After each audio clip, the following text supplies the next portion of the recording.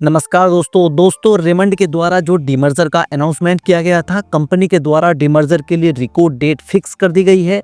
मैं आपको बता दूं कि पिछले साल भी कंपनी के द्वारा अपने कारोबार को दो हिस्सों में बांटने की योजना बनाई थी, जिसमें कंपनी का जो एक हिस्सा था रेमंड लाइफस्टाइल के रूप में 5 सितंबर 2024 को ऑलरेडी लिस्ट हो चुका है डीमर्ज होके।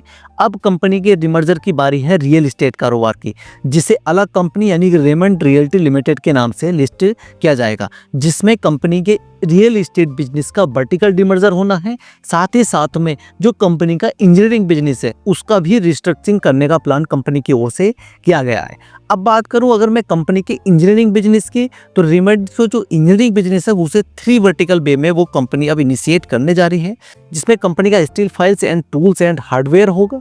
साथ ही साथ में कंपनी एक तरफ फोकस करने वाली है ऑटो एंड ईवी कंपोनेंट पे, तथा तीसरी तरफ कंपनी फोकस करने वाली है एयरोस्पेस एंड डिफेंस पे। अब कंपनी का जो रियल एस्टेट कारोबार होने जा रहा है उसकी अगर मैं बिजनेस की बात करूं, कंपनी का जो Q3 का रिजल्ट्स आया था तो कंपनी की जो नेट सेल्स थी वो 488 करोड़ रुपए रही थी, यानी कि फाइनेंशियल 24 के Q3 के मुकाबले 11% चेंज देखने को मिला था। वहीं एबिटा भी हमारा 116 करोड़ रुपए हमें देखने को मिला था, जिसमें चेंज मिला था 19% का। ठीक है, मार्जिन भी शानदार थे 23.8%। वहीं अगर मैं बात करूं कंपनी के इंजीनियरिंग बिजनेस की, तो इंजीनियरिंग बिजनेस में बहुत ही शानदार ग्रोथ देखने को मिल रही थी और फाइनेंशियल 25 के Q3 में 433 करोड़ रुपए का कंपनी की ओर से बिजनेस किया गया था, जिसमें 100% का चेंज हमें लास्ट ईयर के सेम क्वार्टर से देखने को मिला था। वहीं एबिटा में भी 74% का चेंज देखने को मिला था और ये रहा था 52%, जिसमें मार्जिन देखने को मिले थे हमें 12% के, जिसे कंपनी को डोमेस्टिक तथा एक्सपोर्ट मार्केट दोनों की तरफ से एक अच्छा रेस्पॉन्स हमें देखने को मिला था। अब कंपनी के द्वारा 1 मई 2025 को एक्सचेंजेस को इन्फॉर्म किया गया है कि कंपनी के द्वारा रिकॉर्ड डेट का अनाउंसमेंट कर दिया गया है।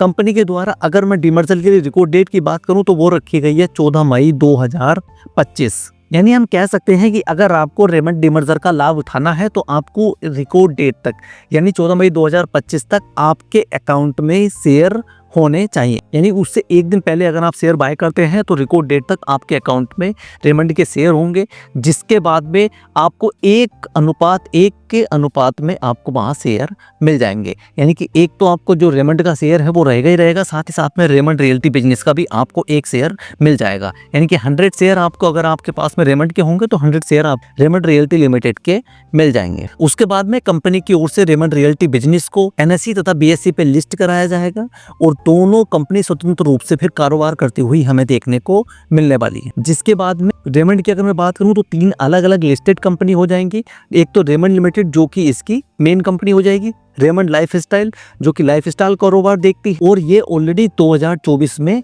डिमर्ज होकर लिस्ट हो चुकी है। एक कंपनी बचेगी रेमंड रियल्टी जो कि रियल एस्टेट का कारोबार देखेगी और हो सकता है कि वो भी आने वाले 1 से 2 महीने में आपको NSE BSE पे लिस्ट होती हुई देखने को मिले। यानी इस तरह आपको 3 लिस्टेड कंपनी रेमंड की अब आपको देखने को मिलेंगी। इसके बाद में हो सकता है कि शेयर में भी थोड़ा हमें उठापटक देखने को मिले। ये शेयर जो अभी 1552 रुपए के आसपास अभी चल रहा है, रेमंड रियल्टी बिजनेस की जो भी प्राइस डिस्कवरी होगी उसके हिसाब से रेमंड लिमिटेड के शेयर का भी प्राइस हमें एडजस्ट होता हुआ देखने को मिलने वाला है। तो इसलिए इस शेयर में आने वाले समय में आपको काफी उतार चढ़ाव देखने को मिल सकते हैं। तो डीमर्जर को लेके अगर आपको कोई क्वेरी है तो कमेंट कर सकते हैं। ठीक है, तो आज के लिए बस इतना ही। वीडियो अच्छी लगी हो तो लाइक शेयर करें, चैनल पे नए हो तो सब्सक्राइब जरूर करें। मिलते हैं नेक्स्ट वीडियो में। Bye bye.